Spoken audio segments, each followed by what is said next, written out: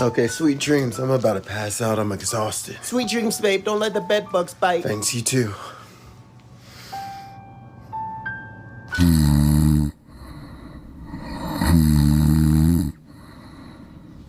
Tiger.